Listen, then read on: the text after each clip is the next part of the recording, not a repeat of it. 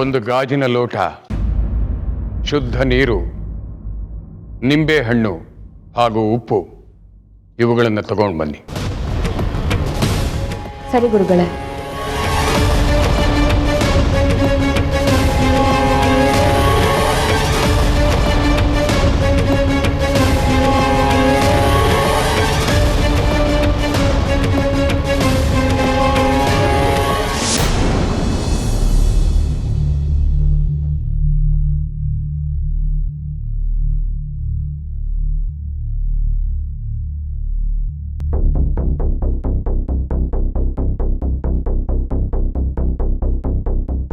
ಅದಕ್ಕೆ ಏನು ಆರ್ತಿ? ಗುರುಗಳು ಏನು ಮಾಡೋದಕ್ಕೆ ಹೊರಟಿದ್ದಾರೆ? ಆರ್ತಿ, ಗುರುಗಳು ಈ ಮನೇಲಿ ಆಗ್ತಿರೋ ಸಮಸ್ಯೆನ ದೂರ ಮಾಡ್ತಿದ್ದಾರೆ. ಅಯ್ಯೋ, ನನಗಿಲ್ಲಿ ಯಾವ ಸಮಸ್ಯೆನೂ ಕಾಣಿಸ್ತಿಲ್ವಲ್ಲ.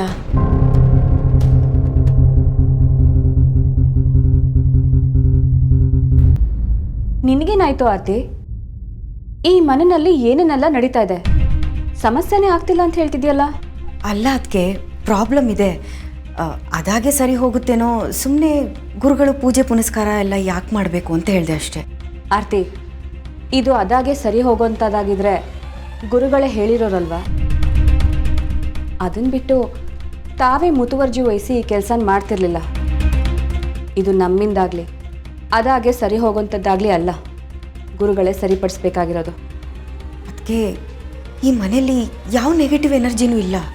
ಯಾಕಿಲ್ಲ ಆರ್ತಿ? ಖಂಡಿತ ಇದೆ. ಗುರುಗಳ ಅನುಮಾನ ಇರೋದು ಚಿರು ಆತ್ಮ ಈ ಮನೇಲಿದೆ, ಅದು ಸಮಸ್ಯೆನ ತಂದು ಓಡ್ತಾ ಇದೆ ಅಂತ. ಚಿರು ಆತ್ಮಕ್ಕೂ ಶಾಂತಿ ಸಿಗಬೇಕಲ್ವಾ ಆರ್ತಿ? ಆತ್ಮಗಳು ಕೂಡ ನೆಗೆಟಿವ್ ಎನರ್ಜಿನೇ. ಆರ್ತಿ, ನಾನು ಹೀಗೆ ಹೇಳ್ತಾ ಇದ್ದೀನಿ ಅಂತ ಬೇಜಾರು ಮಾಡ್ಕೋಬೇಡ. ಸತ್ಯನೋ ಸುಳ್ಳು, ಚೈತು ಕೂಡ ಚಿರು ವಿಷಯವಾಗಿ ಮಾತಾಡಿದಾಳೆ. ಚಿರು ಹಿಂಸೆ ಕೊಡ್ತಿದ್ದಾನೆ ಅಂತ ಹೇಳಿದಾಳೆ. ಗುರುಗಳಿಗೂ ಕೂಡ ಅದೇ ಅನುಮಾನ ಬಂದಿದೆ.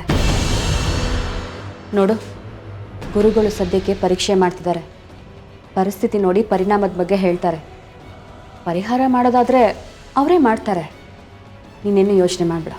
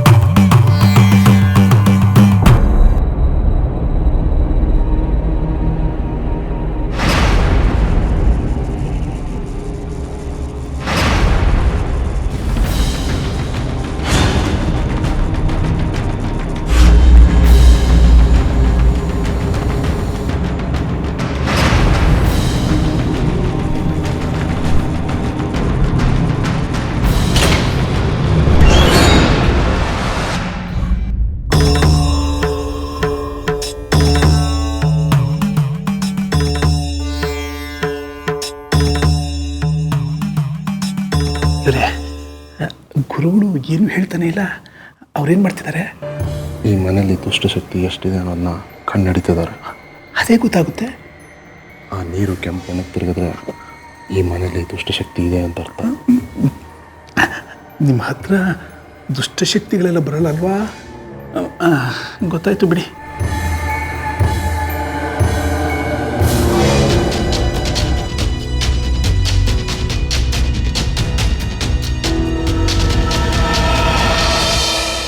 ಗುರುಗಳಿಗೆ ಅಸ್ಥಿ ಇರೋ ವಿಷಯ ಗೊತ್ತಾಗಿರುತ್ತೆ. ಅವ್ರ ಶಕ್ತಿ ಪ್ರಭಾವ ನನ್ನ ಕಂದನ್ನ ಎಷ್ಟು ಅಯ್ಯೋ ಅನಿಸ್ತಿದ್ಯೋ ಏನೋ. ನನ್ನ ಮಗನಿಗೆ ನನ್ನ ಅವಶ್ಯಕತೆ ಇರಬಹುದು, ಅವನು ನನ್ನನ್ನು ಕರೀತಿರಬಹುದು.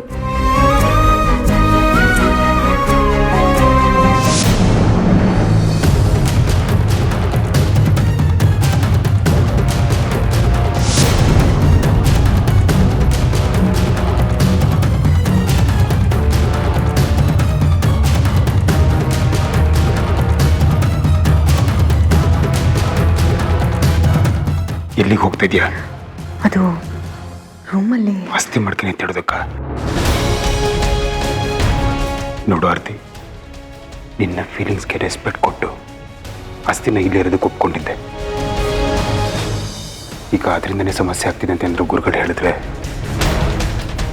ಅದು ಖಂಡಿತ ಇಲ್ಲಿರೋದು ಬೇಡ.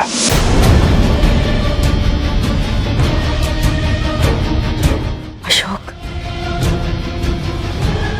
ನನಗಿದ್ರಲ್ಲಿ ನಂಬಿಕೆ ಇಲ್ಲ ಆರ್ತಿ. ನೀನು ನಂಬ್ತೀಯ, ನಿನ್ನ ಫೀಲಿಂಗ್ಸ್ಗೆ ಹರ್ಟ್ ಆಗಬಾರ್ದು ಅನ್ನೋ ಕಾರಣಕ್ಕೆ ನಾನು ನಂಬೋ ಥರ ಪ್ರಿಟೆಂಡ್ ಮಾಡ್ತಾ ಇದ್ದೀನಿ ಅಷ್ಟೇ. ಈಗ ಗುರುಗಳೇನಾದರೂ ಆಸ್ತಿ ಇಲ್ಲೇ ಇದೆ ಅಂತ ಹೇಳಿದ್ರೆ ಮನೆಯವರೆಲ್ಲರೂ ಆಗ್ತಿರೋ ಸಮಸ್ಯೆಗಳಿಗೆಲ್ಲ ನಾವಿಬ್ಬರೇ ಕಾರಣ ಅಂತ ಬೇಜಾರು ಮಾಡ್ಕೊತಾರೆ. ಮತ್ತೆ ಅವ್ರ ಮನಸ್ಸನ್ನೆಲ್ಲ ನೋಯಿಸಿ ಆಸ್ತಿ ಇಲ್ಲೇ ಇರಲಿ ಅನ್ನೋ ಆಟ ಬೇಡ. ಅಶೋಕ್, ಆಸ್ತಿಯಿಂದ ಯಾವ ತೊಂದರೆನೂ ಆಗಲ್ಲ. ಪ್ಲೀಸ್ ನಾವು ಗುರುಗಳ ಜೊತೆ ಮಾತಾಡೋಣ.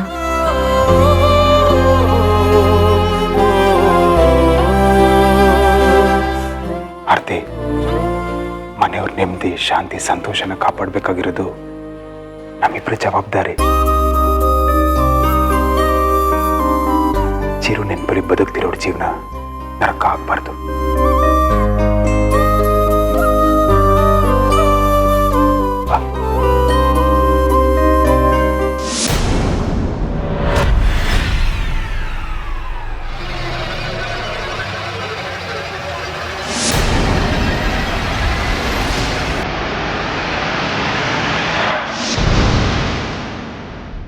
ಅಯ್ಯಯ್ಯೋ ಗುರುಗಳೇ, ನೀರು ಕೆಂಪಾಗೋಯ್ತು.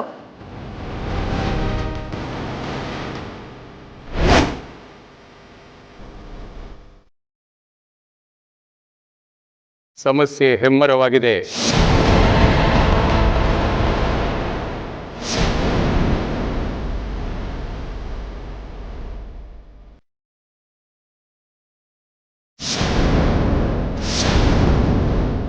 ಗುರುಗಳೇ, ನೀವೇ ಹೇಗಾದ್ರೂ ಮಾಡಿ ನಮ್ಮನ್ನು ಕಾಪಾಡಬೇಕು. ಒಂದು ತೆಂಗಿನಕಾಯಿ ಸಿದ್ಧ ಮಾಡಿ ದಿಕ್ಸೂಚಿ ಮಂಡಲ ರಚನೆಯಾಗಲಿ.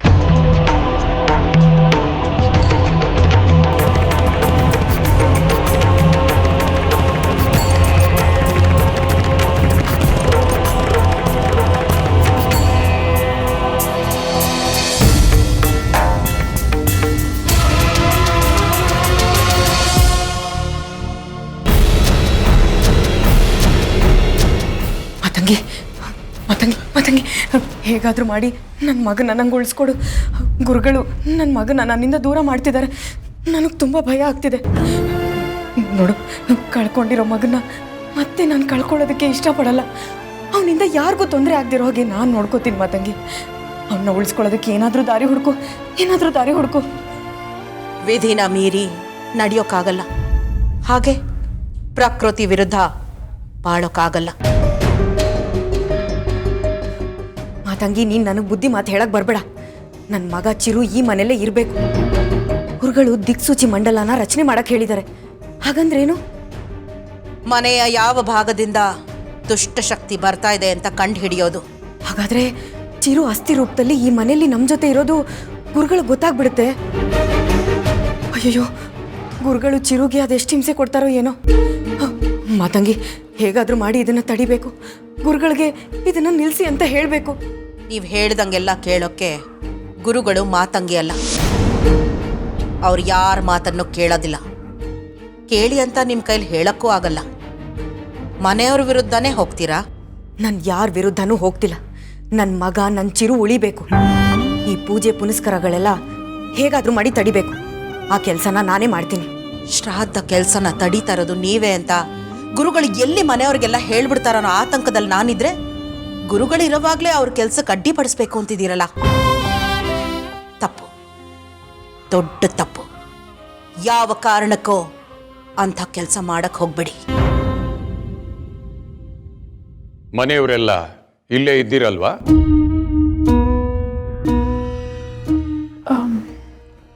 ಅತ್ತಿಗೆ ಮಾತಂಗಿ ಇಲ್ಲ. ಯಾವ ಕಾರಣಕ್ಕೂ ಯಾರು ನಾನು ಹಾಕೋ ಮಂಡಲದ ಪರಿಧಿ ಬಿಟ್ಟು ಮನೆಯಿಂದ ಆಚೆ ಹೊರಗಡೆ ಹೋಗಬಾರ್ದು. ಕರೀರಿ ಅವ್ರನ್ನ. ಮಗನಿಗೆ ಮುಕ್ತಿ ಕೊಡಿಸೋ ಕಾರ್ಯ ನಡೀತಾ ಇದೆ. ಎಲ್ಲಿ ಹೋದ್ಲು ಈ ಆರ್ತಿ? ಯಾವಾಗಲೂ ಚಿರು ವಿಷಯದಲ್ಲಿ ನೆಗ್ಲೆಕ್ಟ್ ಮಾಡ್ಕೊಂಡೇ ಬಂದೆ. ಸುಮ್ಮನೆ ಇರು. ನಾನು ಹೋಗಿ ಕರ್ಕೊಂಬರ್ತೀನಿ. ಅಶೋಕ್, ನೀನು ಬೇಡ, ನಾನು ಹೋಗಿ ಕರ್ಕೊಂಬರ್ತೀನಿ.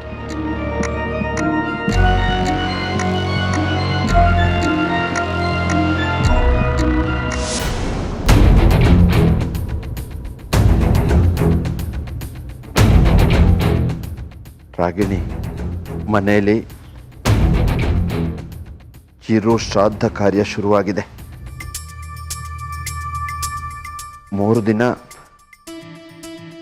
ಅಶೋಕ್ ಆಫೀಸ್ಗೆ ಬರಲ್ಲ.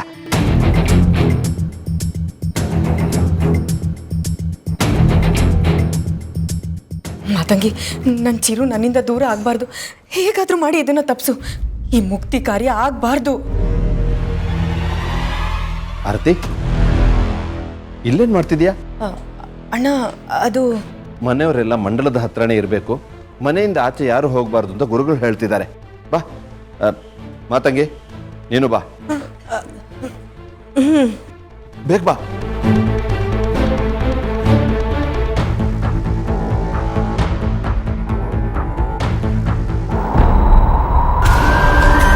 ನಾನಿಲ್ಲೇ ಇರಬೇಕು ಮಮ್ಮಿ. ನಾನು ಈ ಮನೆ ಬಿಟ್ಟು ಎಲ್ಲಿಗೂ ಹೋಗಲ್ಲ. ನನ್ನ ದೂರ ಕಳಿಸ್ಬೇಡ ಮಮ್ಮಿ. ನಾನು ನಿನ್ನ ಜೊತೆನೇ ಇರಬೇಕು, ಪ್ಲೀಸ್ ಮಮ್ಮಿ.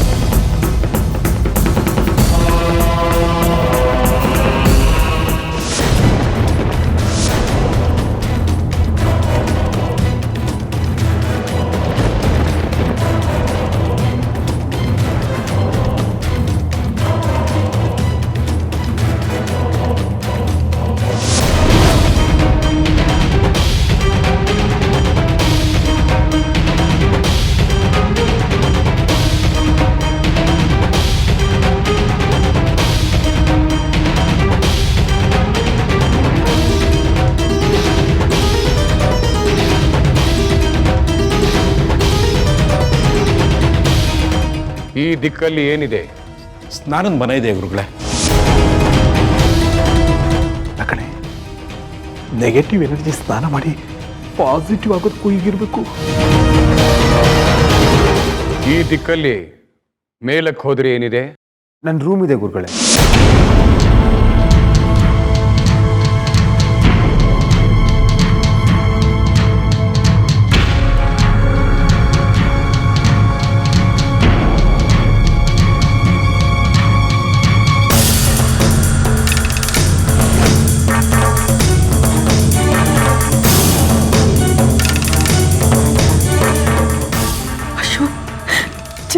ಚಿರು ಆರ್ತಿ, ಚಿರು ಇಲ್ಲ, ಅದು ಬರೀ ಅಸ್ಥಿ.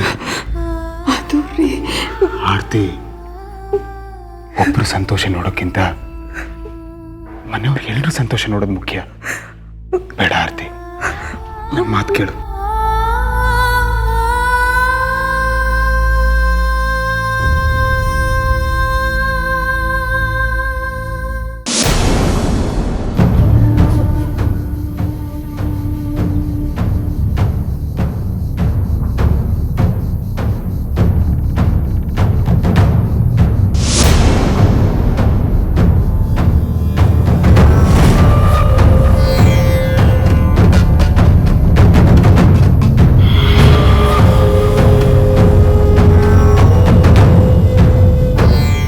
ರೀ, ಈ ಮನೆಗೆ ಆರ್ತಿನೇ ನೆಗೆಟಿವ್ ಎನರ್ಜಿ. ಅದು ಗುರುಗಳಿಂದನೂ ಪ್ರೂವ್ ಆಯಿತು. ರೀ, ಚಿರು ಆತ್ಮ ಆರ್ತಿ ರೂಮಲ್ಲಿದೆಯಾ? ಗೊತ್ತಿಲ್ಲ, ಈಗೆಲ್ಲ ಆಚೆ ಬರ್ತಾ ಇರೋ.